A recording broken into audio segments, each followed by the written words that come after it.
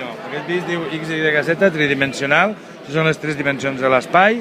La longitud representa la vinya, la superfície representa les nostres mans i el volum representa el celler. A més, nosaltres tenim la delicadesa de a darrere de cada contraetiqueta posem una poesia o dita catalana diferent. Anem fent col·lecció. En aquest moment en tenim 28. Després de lo d'avui, de la rondalla aquesta que heu fet, m'ha agradat molt, ha sigut molt original. Llavors, venir aquí a mi m'ha impressionat una mica, això que fa aquest noi que s'ho imagina al moment.